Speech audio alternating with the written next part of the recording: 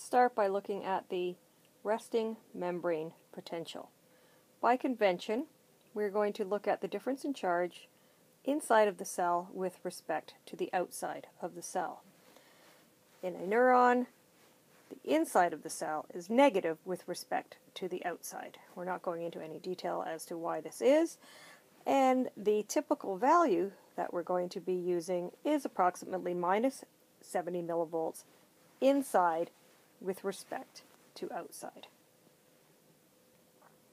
Next, we're going to look at the relative concentrations of ions inside of the cell with respect to the outside.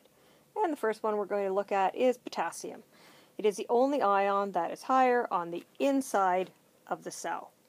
I just remember next of kin, Kin, potassium is higher on the inside of the cell. The other ion that we want to look at is sodium, and it is higher on the outside of the cell. Two other ions worth noting that are higher on the outside of the cell are calcium and also chloride. So once again, the only one that's higher on the inside of the cell is potassium. So given these concentration gradients for these various ions, let's take a look at what would happen if these ions were to move down their electrochemical gradients, remembering once again that the resting membrane potential is negative on the inside with respect to the outside. So let's look at potassium. Potassium has a higher concentration on the inside, a relatively low concentration on the outside. So given the chance, potassium is going to move down its gradient and move out of the cell. As it moves out of the cell, it's going to take positive charge with it, therefore making the inside more negative. By taking positive charge out, making it more negative. The term that we're going to use when the membrane potential is more negative than the resting membrane potential is hyperpolarization. If the membrane potential is simply returning to the resting membrane potential, it's going to be called repolarization. Let's look now at what would happen if sodium moved down its electrochemical gradient. Remembering the resting membrane potential, negative inside with respect to outside. If we look at sodium, we said that sodium was higher on the outside of the cell, so it has a high concentration here, a low concentration on the inside, so sodium is going to tend to move inside the cell. It is bringing positive charge with it, making the inside of the cell less negative. Positive charge, making this negative less negative. And the term that we use to describe this deviation from the resting membrane potential is going to be depolarization. The other ion that we want to look at is chloride. We said that chloride was higher on the outside of the cell, and therefore, given the chance, chloride will move into the cell.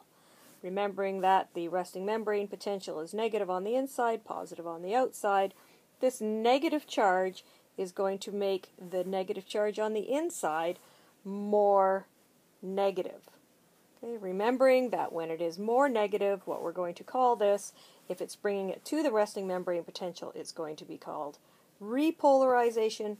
If it goes below the resting membrane potential, it's going to be called hyperpolarization. The last ion that we want to look at is calcium. Once again, we said that calcium was higher on the outside of the cell, and given the chance, it will move inside the cell. What's that going to do to the resting membrane potential is it's going to bring positive charge into the negative, making it less negative. And just as when sodium came into the cell, that is going to cause depolarization. So, in summary, inside, outside, resting membrane potential, negative on the inside with respect to the outside. We have two ions that are going to cause repolarization or a hyperpolarization. That's making the inside of the cell, okay, more negative. So, two possibilities. You either take positive charge and you remove it from the cell, or you take a negative charge and bring it into the cell. So either potassium or chloride moving down their gradients is going to make the inside more negative, and that could either be a hyperpolarization if it's bringing it to the resting, if it's below the resting membrane potential, or a repolarization if it is bringing it to the resting membrane. And if we look at the other two ions, sodium and calcium, let's take a look here. If we say that sodium is higher on the outside, so it is going to bring positive charge inside the cell, similarly, calcium will bring positive charge inside the cell, and this will make the inside of the cell, okay, the negative here, this positive charge coming in, this is going to make it less negative, and once again we are calling that depolarization. So we have two ions causing depolarization, sodium and calcium, and the other two ions, potassium and chloride, are going to be causing repolarization or hyperpolarization. So in summary, if sodium or calcium move in to the cell, it is going to be a depolarization. If potassium moves out or chloride moves in, it is going to be a repolarization or a hyperpolarization. Looking at the changes in the membrane potential over time, we have three possibilities. The potential can become less negative, which is going to be a depolarization, or it can become more negative, and that's going to be a repolarization if it brings it back down to the resting membrane potential, or a hyperpolarization if it takes it below the resting membrane potential. Remembering the two ions that can cause a repolarization or a hyperpolarization are potassium moving out of the cell or chloride moving into the cell.